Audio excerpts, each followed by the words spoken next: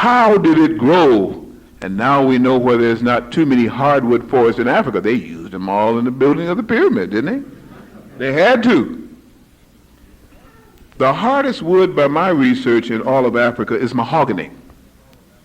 If you find better, tell me. They have cypress trees, palm trees, yucca trees.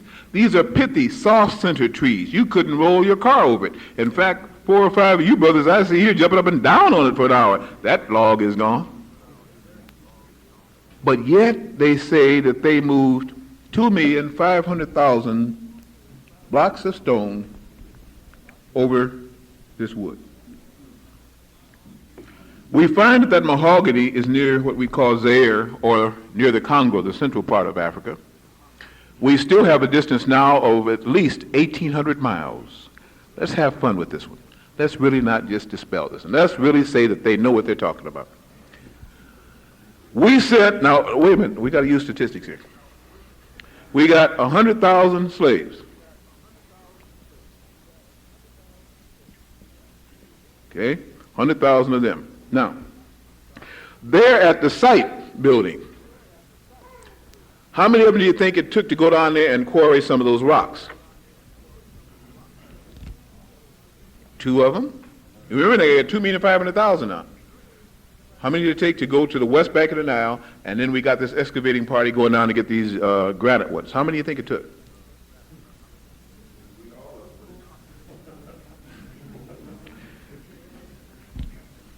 $999,000. Okay.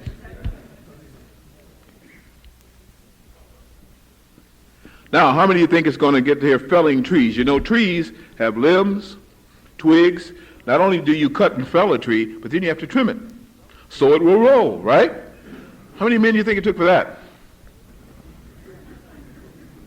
Now, we got 100,000 already overworked and angry. How many do you think it took to do this felling of trees? Transporting it 1,000 miles away to that site. Now understand something else. Since it wasn't enough mahogany to do it, that means that the Egyptians discovered America. They had to have. Or they had to discover Newfoundland or Greenland before Leif Erikson. Columbus wasn't born yet. We won't even talk about him. Had to, because where does hardwood come from? What do they tell us? What have we found out? It comes from California, sequoia. It comes from oak, pine. It comes from the forest of Greenland. None of these places were even discovered 2,686 BC. Isn't that what they told us? So they either had to come over here, and then they had a big logging project, and then they floated it back across the Atlantic Ocean, and then they brought it around the Cape, and then they brought it up. They flew it in the 747, right? Well, they had to do something. There's all that wood. Well, those 2 things don't matter. Let's go to something else this thing. They pulled it with rope.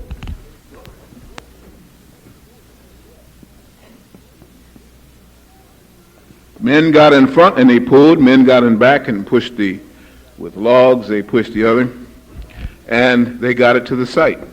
It's feasible, isn't it? Logical, isn't it? Where did they get the rope? That was, where did they get the rope? Rope, where did it come from? I did research and said that the strongest rope known to man comes from the hemp plant. That hemp rope has textile strength equal to steel. Sounds good to me. Then I had to find out about hemp.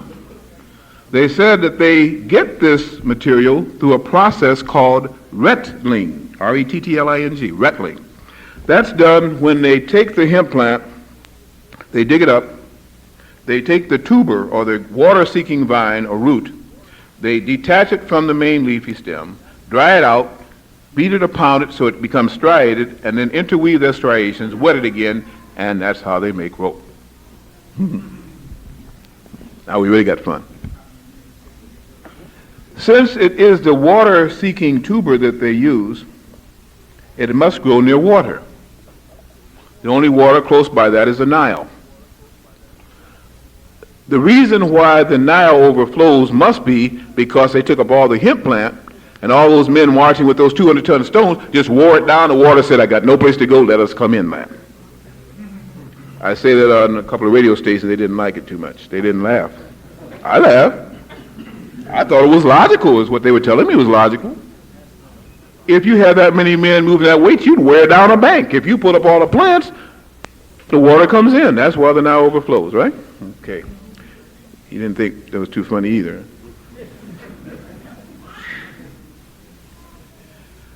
How many people do you think it took making rope? Now we got 100,000 people. That's all we got now. How many people? Now we got some felling, twigging, and rolling. We got some clawing, digging, scraping, and cursing. Now we got to get some. Now we got to get some making rope. How many do we assign to making rope? Now we used up 999,000. Okay, you begin to get the picture. Now let's really look at some interesting things about this whole dynamic structure. Everybody knows if you want to build something that weighs 6 million tons, you build it on sand, don't you?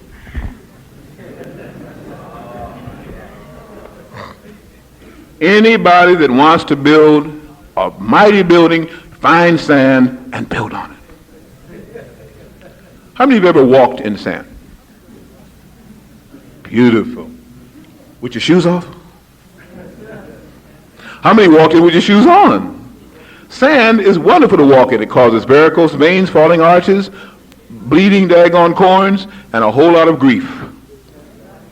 In a hot desert, 13 miles from the closest city, for 20 years off and on, you always build a structure with a base 750 feet long, 481 feet high. You build it on sand, right? Always build your foundation on sand.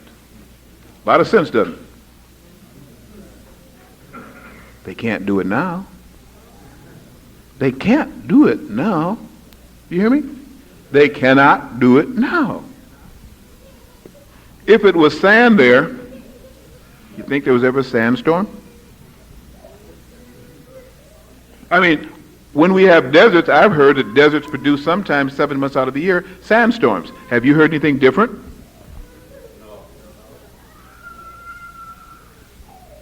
Has anyone ever seen a resurfacing, sandblasting going on a building? Anybody ever seen it? Just raise your hand if you have, okay? They tell me that the sand hitting the surface of that building can move sometimes at 150 to 60 miles an hour. That means if you put your hand between it, you can find out, couldn't you? And pull back on up. Thank you. They tell me that a sandstorm can move up to 200 miles an hour. Some of them, in the Kalahari especially. But this is the Sahara. What do they do during the sandstorm season when you get 50 and 60 sandstorms a day? What did you do?